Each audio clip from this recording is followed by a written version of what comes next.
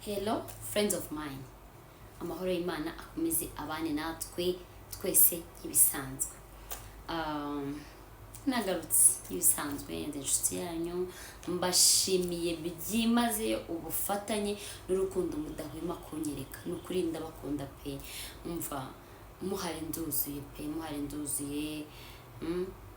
Nukuri mbikuye ku mutima.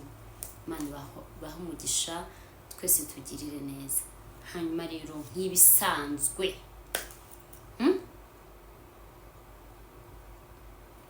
tugiye kureba ibiriho by'uyu munsi. Ni bya 12, episode ya 12. Noneho tugiye gufatanya hamwe kureba ibintu bituma abantu bagukunda. Abantu bakagukunda akagufata serious, kuko hari umuntu abantu bafata bakunda nta nicyo akoze, nta nicyo avuze, just umuntu uko akubonye, just uko umuntu donc kugukunda bikoroha. Hari umuntu abantu kugira ngo bakunde byoroha, ntago bipfa kwizana rero. Okay, harimo kuba ari favor y'Imana, kuko urukundo rwose ni favor y'Imana. Ushobora no kuba ufite izo karite nziza tugiye kureba hano hepfo, ariko udafite favor ntibikunde, sibyo? Agasanga n'ubundi abantu barakwanga iki, kubera ko nanone igikundiro cy'Imana iduhereza nicyo gituma abantu badukunda, kubera ko ibyo twakira byose ni kwera Imana iba yabishatse, yabiduhitiyemo. So ariko nanone nyuma yuko dukundwa bitewe na favor, hari igihe bidufasha no kuba dushobora gukundwa binatewe natwe ubwacu, uburyo twajyanye ibintu, uburyo twitwaye, n'uburyo twitwara muri society tubamo. Ubwo rero tujye kureba ibintu 7 bituma abantu bagukunda. Icyambere tujye kureba hamwe guhindura imitekerereze, abantu bagatangira kukwiyumvamo. Niyo byo tujye kureba ukuntu ushobora guhindura imitekerereze, abantu bagatangira kwiyumvamo n'utagukundaga agatangira no kwiyumvamo urukundo gake gake. Ko ari igihe umuntu atagukundaga ariko bikarangira gukunze, kubera iyo bitekerereze yawe yumvise cyangwa se yakunze, akagenda yongera kugaruka. Ubwo rero murakaza neza mu kiganiro cy'ibiriho n'ibisanzwe. Tumaze kumenyerana kandi nshima no kuri abadahwema kuboneka kuri uyu muyoboro wacu. Ndabafite pe umutima wanjye, ndabashima. Hanyuma rero uburyo bwa mbere ushaka gutuma umuntu agukunda nk'inkima, hagarika guseka ubusa. Hagarika guseka ubusa, kuko bigaragaza ko uri indyarya. Gusekera umuntu wese, hari umuntu useka agahora ameze asekera abantu bose. Guseka ni byiza, guseka bituma umuntu agaragara neza mu maso. Iyo usetse agasura kagaragara neza, nyine agasmile gatoya kaba gasirimutse, ugaseka abantu bakabona kuri happy ya. Ariko hari umuntu ushaka no kujya no ku kiriyo ukagenda useka nyine, kubera ko ukunda guseka ubusa, ukagenda useka abantu ntumenye ngo umuntu bari mu yihe situation, kuko no guseka bijyana na situation abantu barimo. Ntago abantu bari mu kiriyo nguze ngo bitese ngo iki, wasetse wageze ira nkawo utababajwe n'ibyabaye, nimba utari umuntu wawe. Ariko hari abandi bantu batari mu gihe cyo guseka. So ugomba kumenya, nimba ushaka ngo abantu bagukunde, ugomba kumenya igihe gikwiriye cyo guseka n'igihe kidakwiriye cyo kudaseka. Ntabwo uri wa muntu ugomba kugenda wasamye inzira yose. Noneho hari igihe donc abantu bakunda kumera gutyo aba ari indyarya, kubera ko bafite ibyo bari guhisha muri b'imbere, ashaka kugira ngo utabimusomamo. Noneho akahita yimansika, akagenda aseka, kandi adasetse kubera ko bimuvuye mu mutima, asetse kubera ko mbese ashaka kwerekana ko nta kibazo afite. Ibyo bintu ntabwo ari byo. Ugomba guseka igihe gikwiriye, bitewe n'ibintu bisekeje, bitewe n'abo muri kumwe, bitewe n'icyo muri gukora muri uwo mwanya. Urumva ni uko nguko, buri gihe n'igihe cyacyo. Nimba ushaka ngo abantu bagukunde, rekera kugenda useka ubusa. Iyo ni number 1. Number 2,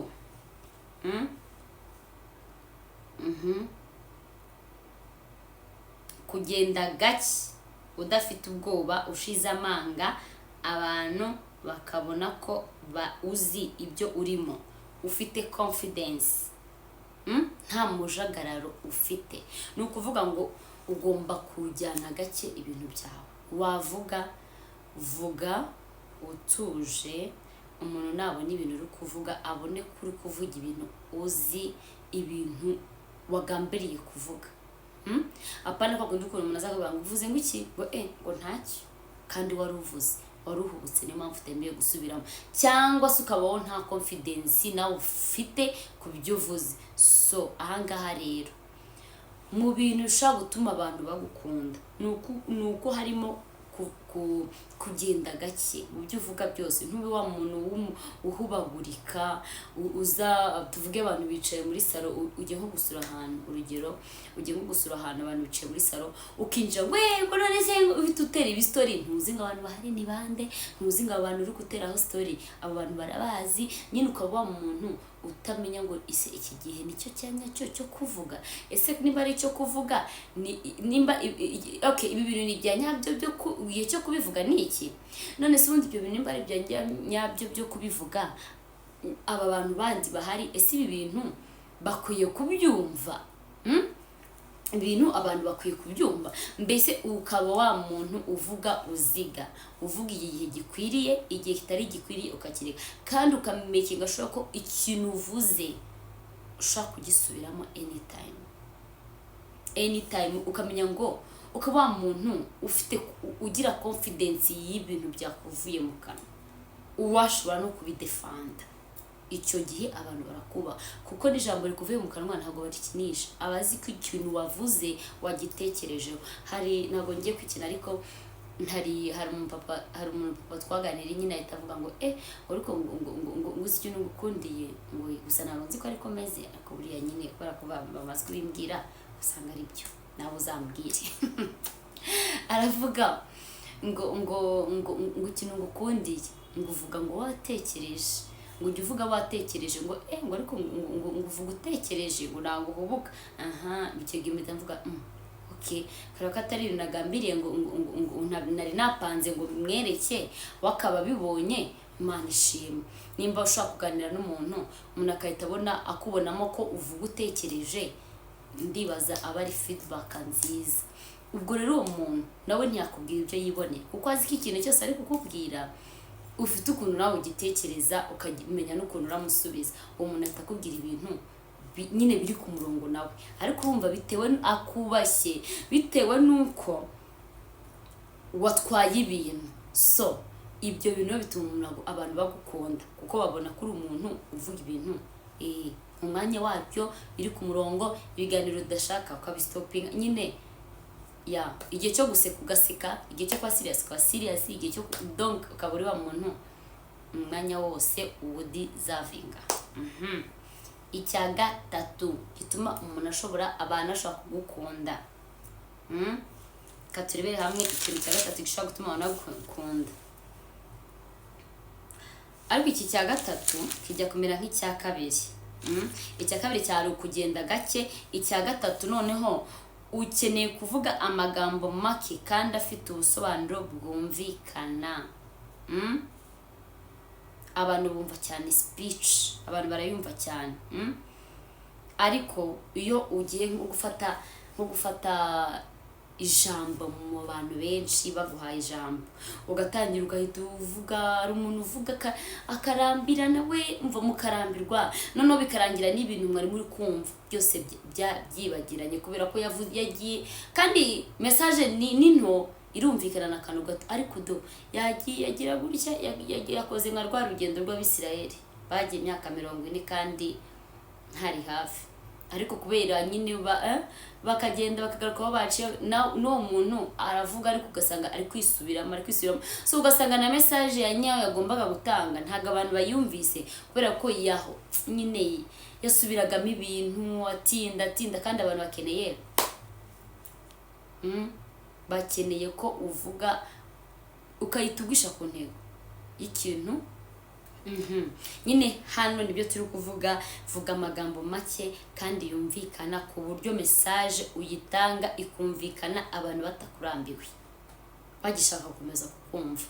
Icyo gihe abantu barakubaha, wanafata speech kuko bazi kurahita uvuga ibintu ubwisha ku ntego, bakaba kumva vuba bakajya no mu bindi, bakahita bumva bashaka kumva ibyo ugiye kuvuga. Ariko hari nk'umuyobozi azakacisha mukumva n'ibyo ari kuvuga rwose ari kubinerva. So kugira umuyobozi mwiza cyangwa se ube bagukunde, vuga ugwisha ku ntego udafite gutinza abantu kandi message yumvikana. Rega n'abantu bugiye kubwira baba bazi n'ibyo ugiye kubabwira. So ariko kuko ugomba kubivuga ihita ugwisha ku ntego, gahunda zikomeze kugira abantu batakurambiye. Iyo abantu batakurambiwe message yumvikana, ariko abantu bakurambiwe ujya no kuvuga ngo hari abantu twaririmbanaga, umuntu umwe gutya akajya kuvuga, yajya kuvuga ngo ngukane, umva twabaga dushaka kwitahira babaga dushaka gutaha, amasaha dutwaye bwije, noneho umuntu akaza akavuga yaba agiye gufata speech ngo ngo ntabwo ngo tugitashye. Urumva mu by'ukuri abantu barambiwe ko iyo uvuze badataha ubarambira. So uba ugomba kuvuga ugwisha ku ntego, abantu ukarangiza abantu bakishaka gukomeza kukumva. Icya kane, nujya kuvuga izina ry'umuntu rivuga inshuro imwe gusa, bimugaragariza ko wamwubashye. Wamwubashye ni ukuvuga ngo hari nk'umuntu nimba ari navuga ngo abashaka attention simbizi, ugasanga umuntu avuze ngo uhamagara umuntu inshuro nk'igihumbi ngo wani, nkavuga wani usukari igihe umuntu ahita avuga se muninire, kubera ko urwamagara umuntu kandi ntuvuge. Hari abantu bagira izo defo, ariko ikintu gishobora gutuma umuntu abona ko wamwubashye cyakoze iyo uvuze izina ry'umuntu uba umwubashye, kubera ko abona ko nyine uwo muri kuvugana n'uyu nyine. Uyu umuvuze mu izina ni byiza kuko nyine ahita avuga ni njye wari kubwira, ni njye. Bikaryoha iyo umuvuze mu izina, ariko ukamuvuga mu izina inshuro imwe utari wa muntu uramuhoza izina rye mu kanwa. Mu gihe umwubashye ntabwo ugomba guhoza izina rye mu kanwa. Noneho icyo kintu gituma umuntu abona ko wamuhaye agaciro, avuga ati uyu muntu agira discipline, noneho ubundi akakubaha. Ariko kwa kundi ukuntu umuntu ahora guhamagara ashaka no guhamagara ukamuninira, urumva umusuzuguye kubera ko warambiwe kwirirwa guhamagara, ukahita uvuga uyu nawe ntumwitabe, ukahita umusuzugura ukicecekera.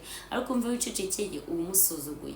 So means ko nujya kuvugana n'umuntu wubashye ushobora kumuhamagara rimwe kugira donc yiyumvemo ko ari we muri kuvugana, yiyumve ko muri uwo mwanya wowe nawe, ariko urekeraho utange message utiriwe usubiramo amagambo. Nabyo ni biri mu bintu ushobora gutuma umuntu agukunda akanakubaha, akanabona kuri serious. Hanyuma rero icya gatanu, overshare. Ntabwo ukwiriye kubwira abantu amakuru yawe yose. Ugomba kubika ibyawe pe, nta muntu ukeneye kumva ibintu byawe. Harimo umuntu wicara ahantu kumva yahise atera story se kuti njyewe mfite ibi, njyewe nakoze ibi, abandi bantu bose ukabacecekesha, topic ikaba ngiye mfite ibi, nge nakoze ibi, nge nduyu. Noneho hari ukuntu it's okay, ukuntu ushaka gusharinga n'umuntu muri kuganira akakubwira ibyo, ukamubwira ibyawe sava. Ariko hari abantu udashaka kwemera ko n'undi muntu avuga ukabwira mfite ibi, nduyu. Noneho abantu nk'abo ngabo baba banihara akenshi, ugasanga uwo muntu ari no kwihara nta n'ibyo agira, ari kwihara n'ibyo adafite, ariko ugasanga yihaze yasharinze koko, kandi abantu uri gusharinga wababangamiye. Noneho hari ukuntu umuntu atera story ugasanga nyine nk'umuntu wenda arebye ku ruhande nyine yahaza ibyo biganiro. Ni ukuvuga ngo hari n'ikintu tugomba kwiga niba dushaka abantu batwubaha. Mu gihe uri kuganira n'umuntu, ibintu nkunda kubibona, mu gihe uri kuganira n'umuntu reba uwo muntu mu maso, uvuge se uyu muntu turi kuganira arahari. ibi bintu turi kuvuga uyu muntu arahari, turi kumvikana.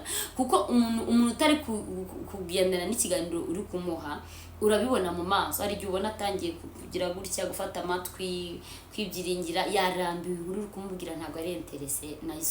Noneho ugasanga wowe ntabwo uri wa muntu usobanukirwa ngo uvuge ati uyu muntu nakomeza iyi nkuru cyangwa se reka nceceke. Uba ugomba, niba ushaka ngo abantu bakuba, uba ugomba kuvuga ngo uyu muntu turi kuganira iyi topic turayihuje, iyi topic ari kuyivuga nkayivugaho, iyi topic turi kuyumva kimwe, iyi donc iyi discussion turimo nimba muri no muri debate, ese twese iki kiganiro twese tukirimo 50/50. Kuko hari umuntu uvuga akavuga mwese kwamena amatwi mukagira mugaceceka mukamera nk'abo mu muhari ijambo avuge naruhaceceke. Umuntu nawe ntamenye ko mwamugaye agakomeza akavuga nukuri ko ufite ikibazo, abantu barakwanga kuko uranaza. Noneho wasanga abantu bari kwiganirira, bo bahuje urugwiro, bari kwiganira kuko buri wese ahereza undi ijambo bagahuza ibiganiro. Noneho wowe umuntu waza, donc bari kuganira, bari mu mastopi, bari guseka, waza kuko bazi inkuru zawe usharinga. Noneho noneho zidafite umutwe n'ikibuno, waza ukatubona bose baracecetse, watangira kuvuga ukatubona batangiye kugutera ibikuta nyine, baritangiye kugusebya, ukabona bahise baceceka, ukatuziga uri bukiza usigarana ijambo kandi usitajya n'ubundi kuvuga ibyawe. Nshuti yanjye, ujye umenya ngo ntibazakubaha ntibishoboka. Wisuzuguje uraza ukahita uvuga, ukatundi urasije, ukaba utangiye kwivuga. Kandi noneho uri kwivuga, abantu barakuzi, wenda barakuzi uri naciriritse kubarusha mu bushobozi, wenda na nubwo barusha ubushobozi mukire, wenda wayarigiye havuga kuko amafaranga nyine arubahwa, bagaseka badakwiye no guseka kubera ko icyo cyubahiro kigombwa. Ariko ugomba kumenya ngo abantu ko nsanze kuganira njyewe nditwarane, ese ndavuga iki mu bantu benshi, ukamenya kwitwara. Ese abantu turi kuganira bishimiye ikiganiro ndi kubaha, ibyo bintu ugomba kubitekereza niba ushaka ngo abantu bagukunde. Hanyuma rero icya gatandatu gishobora gutuma abantu bagukunda bakabona ko uri serious cyane, kwiga kurangiza ibyo watangiye. Ntucikirizemo ibintu hagati, ukaba wa muntu uvuga ikintu wavuze ukagikurikirana paka kirangiye. Ukaba uri wa muntu abantu bazi ko ikintu wavuze ijambo ryawe urikomeraho kandi ukarisohoza. Abantu mubana, abantu mukorana, abantu sosiyete tubamo mu buzima bwa buri munsi, bakaba bazi ko nimba uvuze iri jambo uri mu kanwa kawe, iryo jambo urarikora. Bakaba bazi ko nimba ari projet runaka uri gukora urarikora, kuko umuntu uvuga ikintu ntagikore, donc abantu baragera bakamufata nyine nk'umuntu w'umusazi uvuga ibintu yiboneye. Yavuga ikintu ngo ni kwa kundi kwe, ku buryo ushobora no kuvuga ikintu no kiri na serie ntibacyumve bakagica amazi, kubera ko bagufashe nyine nk'umuntu utari wo kubaha, utarinda ijambo ryawe. So niba ushaka ngo abantu bakubahe, rinda ijambo ryawe, wemerera abantu bike, ariko ibyo bintu bemereye umekinga shoye ko icyo kintu wemereye umuntu ugikora. Buriya njyewe niyiziho ikintu umuntu yanyemereye, surtout ari nawe ukibwirije, icyo kintu iyo utagikoze menya nanakudiritinga mu bantu nzi. Nanga umuntu uvuga ikintu mbese udasohoza ikintu yavuze. Uwo muntu rwose bamugani nyine ibyo turi kureba ntabwo abantu bagukunda, ariko kuri njye rwose icyo kintu umuntu uzakakwemerera ikintu hanyuma icyo kintu ntagikore, uba wagiye kucyemera, hari ubwo abantu bagushizemo agahato ngo ubyemere. So n'impamvu ikintu wowe wivugiye icyo kintu ugomba kugihagararaho.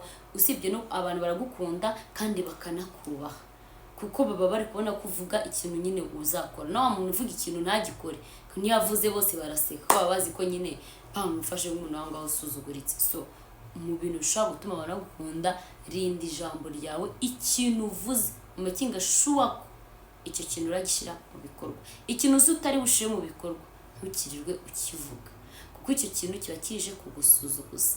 so niba ushaka ngo abantu bakubahe icyo kintu ukirinde, wirinde kuvuga ikintu utazakora. siko bimeze. Noneho icya karindwi ari nacyo cya nyuma, jya wiga kubaho wenyine. Kantu dukunda kukavuga hano ku biriho byacu ubanza nta kiganiro na kimwe kajya kaburamo. Iga kubaho wenyine. Abantu batinya kubaho bonyine. Abantu benshi wumva ko batekanye iyo bari kumwe n'abantu benshi, iyo bari bafite abantu babakikije, donc barimo murabyumva. Ariko iga kubaho wenyine. Iyo umuntu ubaho wenyine, nkunda kubivuga, gukunda kubaho wenyine atari uko ufite irungo, ariko wowe uri kwiha time yawe nawe, time yo kwisuzuma, time yo kuvuga ati iki kimeze neza, iki kimeze nabi, time yo kuba uri kuganira nawe. Noneho iyo icyo gihe iyo uri umuntu ushobora kuba wenyine, ni hahandi abantu baranagukunda. None se umuntu atabonye ko umubuze mu buzima bwe, umubuze mu buzima bwawe, uri bupfe, uri buhangayike, umuntu nawe ntabwo ndibaza nawe ntabwo akwanga. Kubera ko umuntu kwanga agashaka ngo uve mu buzima bwe, ni wa wundi utesha umutwe kubera ko umushakira hasi hejuru ngo paka mugumane. Mbese ukaba wakora n'ikidashoboka ngo uyu muntu ntagende simubure, kandi uwo muntu kumushaka gutyo n'ubundi ahubwo arahita avuga uyu muntu ko ashaka cyane anshakira iki, ahubwo ugatuma gutekereza nabi. Kandi uramukunda pe, ariko agahita avuga ahubwo agatangira ukamutera ubwoba, ahubwo akaba yahita yirukanka akavuga ati umuntu aranyishe ndapfuye. So ariko iyo wamenyereye kwibana, ushobora kuba wenyine, ubana n'abantu babishaka, abatabishaka ukabareka, ukabana n'abantu bakungura, abatakungura ukabareka. Ni ukuvuga ngo umuntu numukunda nakwereke ko nugira umufriends we ntashake ngo ube friends nawe, ntabwo urabihatiriza kuko uratubona ko nyine bitahuye, wigendere neza. Uwo muntu rero nawe ntabwo yakwanga. Umuntu ubona ko wowe wikunda, wiha time yawe, nawe nagakwanga kuko ntacyo uje kwica mu buzima bwe, ahubwo atavuga ati ufite ubuzima bwe nanjye mfite ubwanjye, sebo mukajyana muri izo gahunda, mupanga gusohoka mugasohoka nyine mwembi. Ariko iyo abona buri gihe wowe utiha time yawe, urihenze uramustressa kuko ashaka time ye, wowe buri gihe uhora ushaka amubane mube muri kumwe iki, ukamubangamira. Rero akahita ahitamo kugukwepa akakwanga kubera ko wamukabirije, ushaka ngo muhorane, ushaka ngo mugende wowe nawe, kandi wakeneye time so ahita gukwepa. Rero ikunde, ujye ugana gahunda n'abantu mwapanze, wane gahunda n'abantu nabo babishaka, pana ibintu byo kwihoma.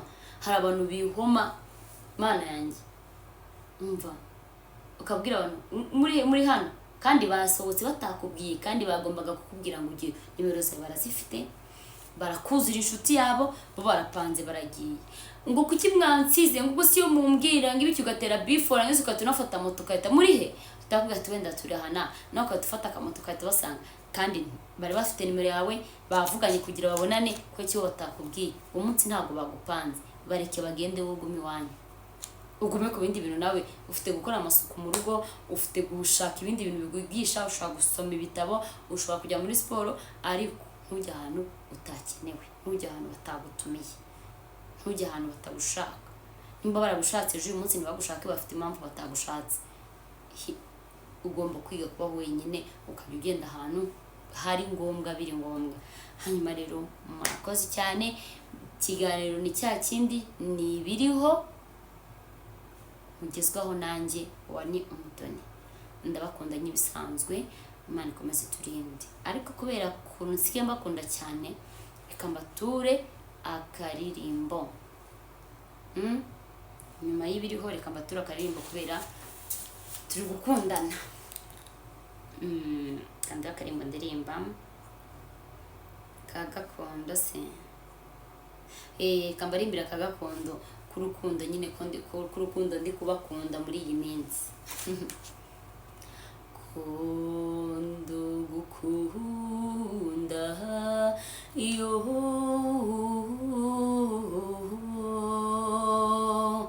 iyo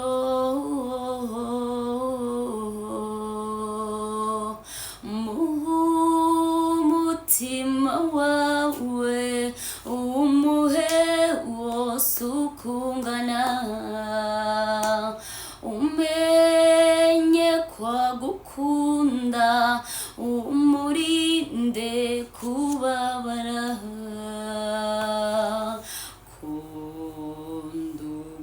kundugukunda iyo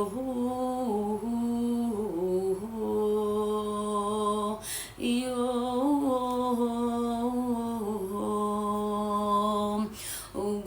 ugukunda utagukunda uzi neza ko bibabaza kandi umenye neza ko nawe byo gushyikira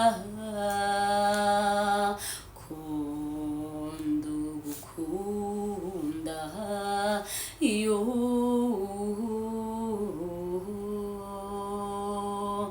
iyo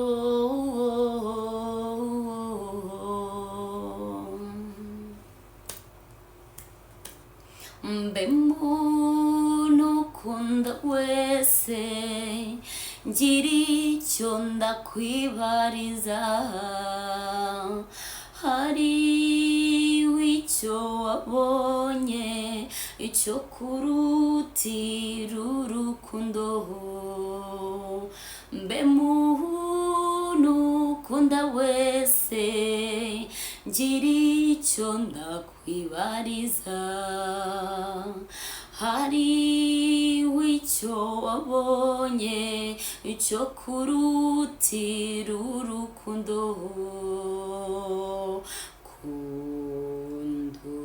kundugukunda iyo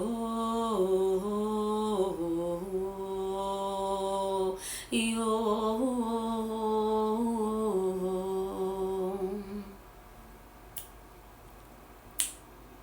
nawo nukiri imana mu kihuriza imitima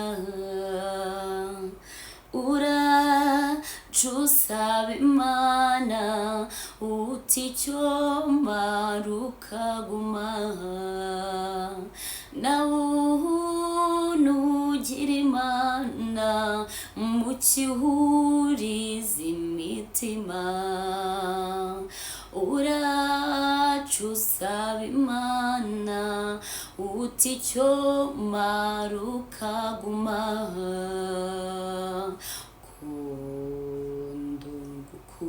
kundugukunda iyo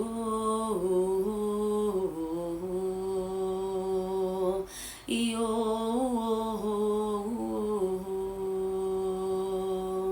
iyo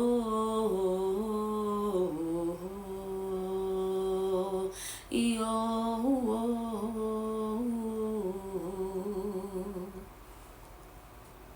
kundugukunda impamvu nyibaririmbiye ni uko mbakunda kandi namwe mukaba munkunda kandi ni ukuri mbikuye ku mutima ndabashimye pe ndabashimye mfite byose abanshyigikira badahwema kumva ibiganiro byanjye ibitekerezo byanjye ariko n'ibyanyu ni ukuri nyine inyunganizi yanyu wani wahindura iki wani waganira kuri ibi wani udufasha iki nabo byafashije bakabimbwira kugira ngo nubwo yaba umuntu umwe burya n'umuntu umwe nubwo ikiganiro cyamugirira umumaro ni ukuri aba ari ikintu gikomeye ko uwo muntu umwe ashobora guhita akira nyine ikintu cyari kimugoye agahita yumviraho agakira nuko rero murakoze ndabakunda cyane Imana ikomeze iduhane umugisha ciao ciao na hejo